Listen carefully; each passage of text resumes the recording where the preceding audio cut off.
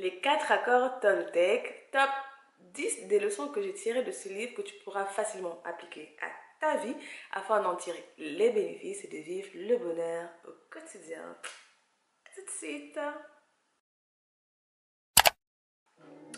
Leçon numéro 7, le deuxième accord Toltec.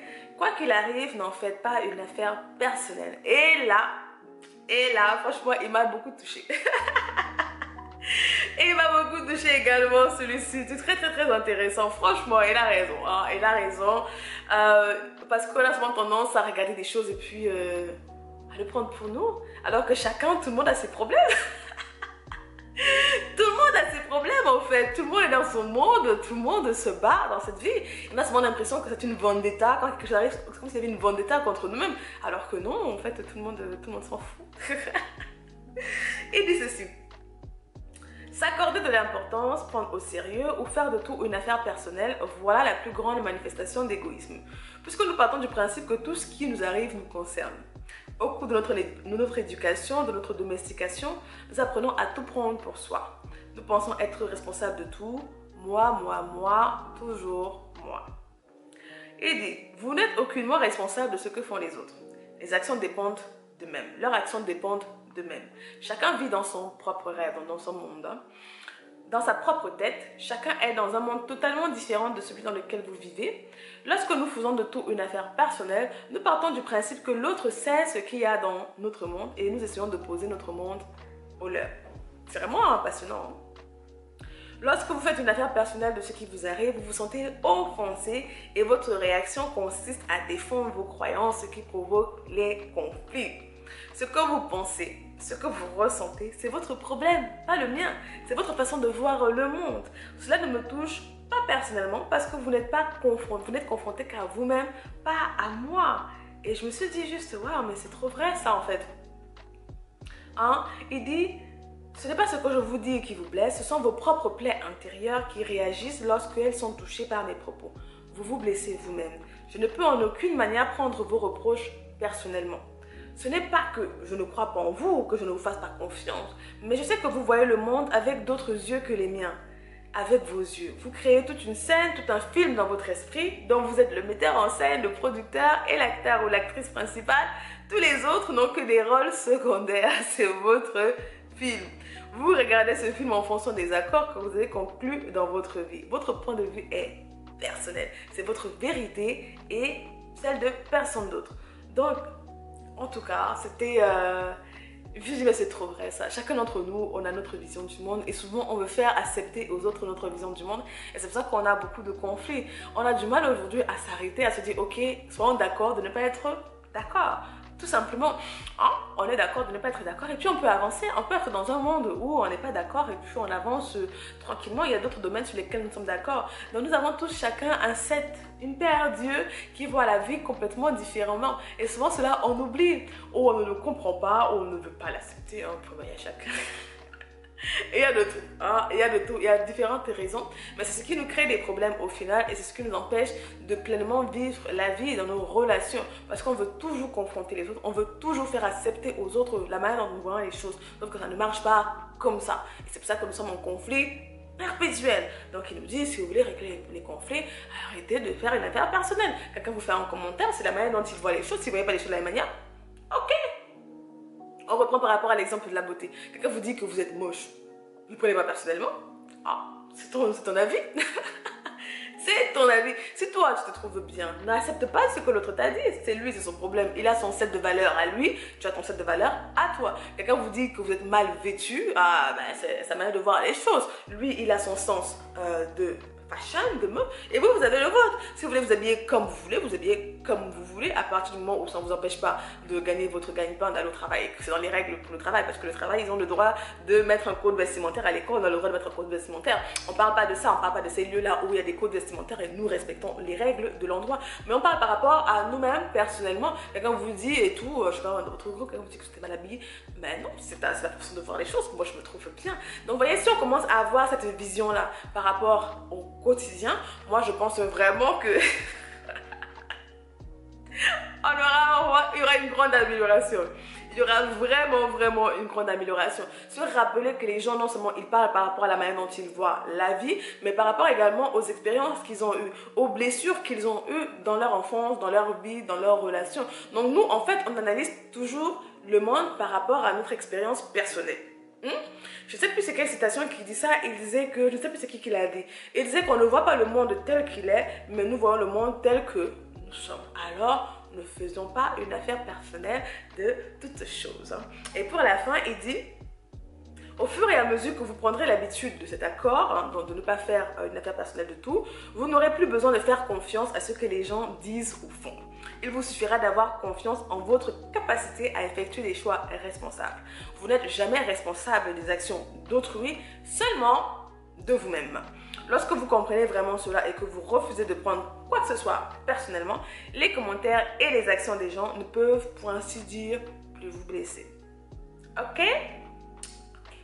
Non, oui, il faut comprendre les humains. Hein. Et vraiment, Agatha Christie là-dedans, elle est géniale. Moi, j'ai vraiment beaucoup aimé les leçons que j'ai partagées avec vous la dernière fois. Je ne sais pas si tu as écouté. Ah bah, dis-moi hein, ce que tu en as pensé au final de ce set de leçons-là qu'on peut tirer voilà, d'un polar. Je trouve que les polars, vraiment, ils ont de très bonnes leçons sur la nature humaine. De très belles leçons. Troisième accord Toltec, donc c'est la leçon numéro 8. Elle nous dit ceci, ne faites pas de suppositions. Ça également. Oh oui. Un accord que vraiment... Non mais vous voyez, les 4 étaient vraiment puissants. Hein. Les 4 étaient vraiment on point quoi.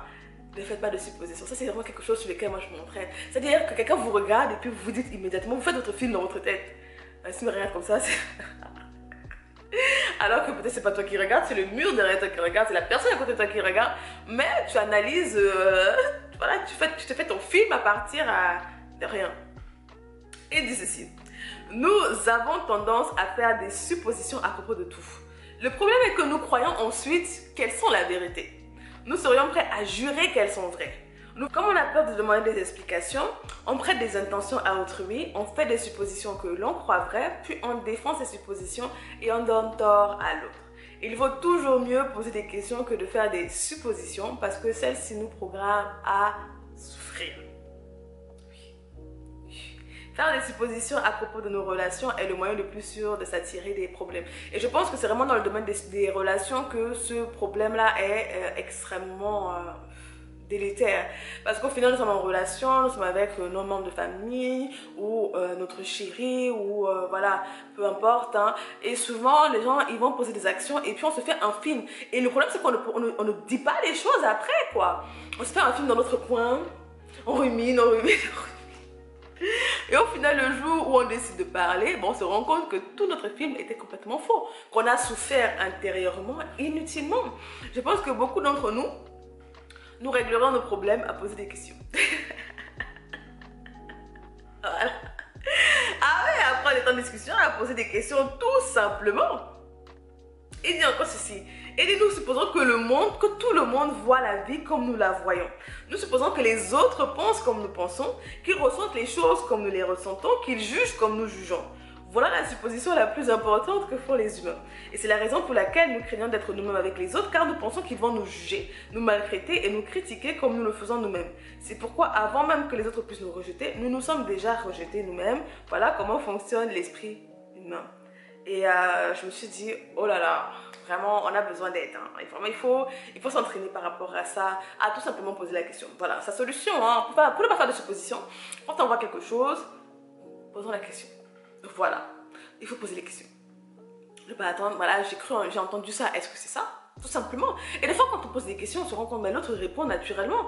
Il ne nous juge pas, justement, ça comme il disait, on n'est pas jugé. Non, tu réponds. Ça me rappelle vraiment beaucoup à l'école, quand on demandait, le maître posait des questions, tout ça, le professeur posait des questions.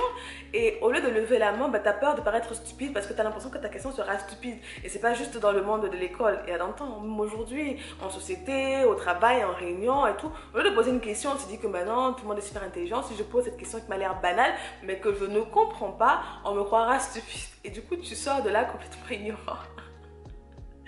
Tu sors de là avec des questions qui n'ont pas été répondues, alors que si tu avais posé ta question tout simplement, c'est peut-être une question que beaucoup d'autres se posent également et n'ont pas posée parce que tout le monde... Vous voyez un peu dans cet engrenage, comment on est dans un cercle vicieux fermé et puis on n'avance pas. Alors, si tu veux avancer dans ta vie, être plus heureux au quotidien, ne fais pas de suppositions, pose des questions. Voilà, avec ceux qui sont autour de toi, quand tu ne comprends pas quelque chose, pose des questions. Quand tu as cru entendre quelque chose, pose des questions. Oui, pose des questions. C'est la seule solution. Posons des questions. Leçon numéro 9, le 4e accord Toltec, faites toujours de votre mieux. Et ça, j'avais parlé, j'avais fait un épisode de le surprenant outil qui m'a aidé face à la culpabilité. J'ai fait de mon mieux. Donc ça m'a rappelé beaucoup cet épisode-là. Donc tu peux aller l'écouter. Hein. J'avais parlé d'autres outils également. Mais il y avait vraiment cette phrase, j'ai fait de mon mieux. Et c'est vraiment très puissant pour nous qui sommes dans une société hyper compétitive. Et au final, nous sommes également hyper compétitifs avec nous-mêmes. Nous sommes également très durs avec nous-mêmes. Ce qui fait que dans ce monde, nous avons des objectifs qui sont très bien. Moi, je suis pro-objectif, hein, ça allait avancer et tout. Mais quand nous ne les atteignons pas, nous avons du mal en fait. Nous avons du mal à nous aimer. Donc, on est toujours dans ce système de récompense, punition. Hein. Quand on ne fait pas bien les choses comme on pensait le faire, eh ben, on se punit, on se sent mal et tout. Et pourtant, on a fait de notre mieux. Donc des fois, on n'arrive plus à remarquer ce principe très simple que j'ai fait de mon mieux aujourd'hui et puis c'est bon. La vie n'est pas une course. La vie n'est pas une course. Il nous dit ceci. Quelles que soient les circonstances, faites toujours de votre mieux. Ni plus, ni moins. Mais rappelez-vous que votre mieux ne sera jamais le même d'une fois à l'autre. Tout est vivant, tout change constamment. Par conséquent, votre mieux sera parfois à un haut niveau et d'autres fois à un moins bon niveau. Si vous faites de votre mieux, vous vivrez votre existence intensément. Lorsque vous faites de votre mieux, vous ne laissez aucune chance à votre juge intérieur de vous culpabiliser ou de vous critiquer. Si vous avez fait de votre mieux et qu'il essaie de vous juger selon le livre de la loi, vous savez quoi répondre? J'ai fait de mon mieux. Vous n'avez aucun regret. Voilà pourquoi on doit toujours agir pour le mieux. Ce n'est pas un accord facile à conclure et respecter, mais il va vraiment vous libérer. Si vous faites continuellement de votre mieux, vous deviendrez un maître de la transformation. C'est la pratique qui fait le maître. En faisant de votre mieux, vous devenez un maître. Tout ce que vous savez, vous l'avez appris par la répétition. Vous avez appris à écrire, à conduire et à même marcher par la répétition. Vous êtes maître dans l'art de parler parce que vous êtes exercé, agir, mettre en pratique. Voilà ce qui fait la différence. Donc, faisons toujours de notre mieux. Voilà ce que Don Miguel Ruiz nous dit, faisons toujours de notre mieux. C'est le 4e accord Toltec et c'est vrai.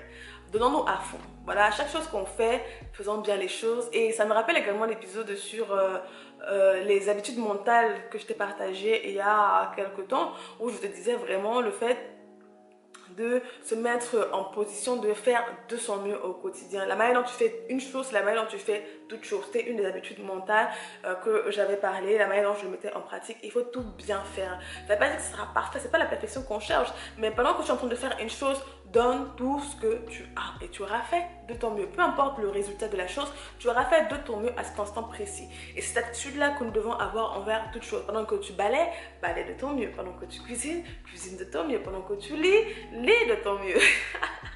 Fais tout avec une grande énergie, donne ton maximum pour ta propre vie. C'est ta vie, c'est d'abord pour toi.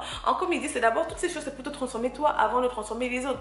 En te transformant toi, tu influenceras, les autres seront également transformés. Tu seras une meilleure personne qui leur fait du bien et qui les encourage également à changer. Et c'est comme ça que par effet domino, on pourra faire avancer de grandes choses dans notre communauté ou dans le monde. Pourquoi pas? Dans le monde, pourquoi pas? Ça dépend de la vision de vie de chacun, bien évidemment. Et la dernière leçon, leçon numéro 10, l'action et la répétition sont la clé du succès. Voilà, je pense que c'est également une des clés que je partage ici. À chaque fois, je dis répétition. Oui, répétition, répétition, répétition. Les choses prennent du temps. Et on a un problème avec le temps. On rappelle ça sur l'éloge de la lenteur. Si tu n'as pas regardé, va regarder le book club sur l'éloge de la lenteur où on parle vraiment du temps, de comment notre relation avec le temps a évolué et comment ça nous bloque aujourd'hui par rapport à notre capacité à être heureux. Et tout, il n'y a rien sans répétition, il n'y a rien sans action. Peu importe ce que je te partage ici, si tu ne mets pas en pratique, si tu ne mets pas en action, il n'y aura rien. Voilà, il n'y aura rien. Il n'y aura rien. Il n'y aura rien, c'est rien. Voilà, rien, c'est rien. Il n'y aura rien. Tu dois le mettre en pratique. Tu dois faire les choses. Tu dois commencer et tu dois répéter, répéter, répéter. Tu échoues aujourd'hui, demain tu recommences. Tu échoues demain, après tu commences. Toujours, il n'y a que ça. Et on cherche tellement, c'est pour ça qu'on se fait souvent avoir par différentes arnaques, parce qu'on cherche le chemin de la facilité. Sauf que le chemin de la facilité, c'est le chemin de l'action et de la répétition. Et il nous dit ceci.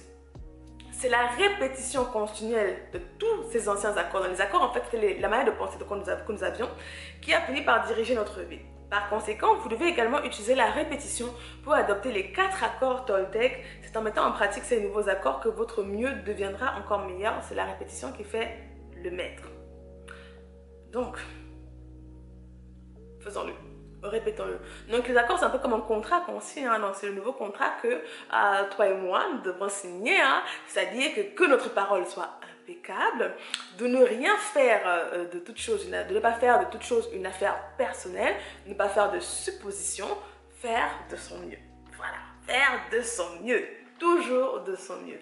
Donc voilà un petit peu les 10 leçons que j'ai partagées avec toi aujourd'hui. Il y en avait pas mal, c'était assez intéressant. En tout cas, moi j'ai trouvé très intéressant ce livre. Et voilà, moi j'ai résumé. Hein. Je me suis dit, ok, voilà tout ce qu'on doit mettre en pratique, tout ce que je dois mettre en pratique dans ma propre vie pour continuer à m'améliorer au quotidien. Je ne sais pas ce que tu en as pensé au final. Hein. Dis-moi en commentaire. Hein, ou n'hésite pas à me donner une note sur iTunes. J'espère que vous allez mettre des notes sur iTunes aussi hein, et des commentaires. Donc, si je fais d'abord un petit résumé des leçons, dans la leçon numéro 1, c'était que c'est en changeant d'abord que vous serez capable de changer le monde des autres. La véritable définition du véritable amour, hein, je te dis c'est quoi un amour inconditionnel, sans condition, donc qui ne correspond pas vraiment à ce que nous appelons aujourd'hui amour. Le véritable. Leçon numéro 3, prendre le temps d'observer notre société, cultiver un esprit critique pour commencer à faire ses propres choix avisés. Leçon numéro 4, nous avons été entraînés, dressés à ne pas être nous-mêmes, mais à désirer l'attention des autres, à être acceptés des autres. Leçon numéro 5, la peur est le plus grand obstacle à une vie épanouie, vivre le bonheur au quotidien. Leçon numéro 6, le premier accord Toltec, que votre parole soit impeccable. Leçon numéro 7, deuxième accord Toltec, quoi qu'il arrive, n'en faites pas une affaire personnelle. Leçon numéro 3, non, leçon numéro 8, troisième accord Toltec, ne faites pas de suppositions. Et leçon numéro 9, quatrième accord Toltec, faites toujours de votre mieux. Leçon numéro 10, l'action et la répétition sont la clé du succès. Faisons de notre mieux et je t'encourage vraiment à mettre en pratique ce que tu pourras. N'hésite pas à le lire, il est vraiment bien. Comme je disais, tu as eu mon avis. Voilà, c'est vraiment l'enveloppe. C'est vraiment l'enveloppe qui peut être rédhibitoire pour certains. Voilà, c'est l'enveloppe. Hein. Parce que de moi, je lisais, je suis là comme ça. Mais je pense que c'est ce que les autres vont aussi avoir quand, en tant que chrétienne, je vais parler de certains sujets. Tu vois? Voilà, on voit le monde avec notre paire de yeux, rappelle-toi. Donc, dis-moi ce que tu en as pensé en commentaire. J'espère que ce set de leçons t'aidera énormément dans ton quotidien pour améliorer, te transformer afin de vivre la vie que tu désires, la vie qui est tienne à son haut potentiel avec tout ce que tu as et vivre tout simplement le bonheur au quotidien et puis à faire du bien aux autres autour de toi par conséquence. Et donc comme d'habitude, hein, on se retrouve pour le prochain épisode. Prends soin de toi, prends soin des tiens et que Dieu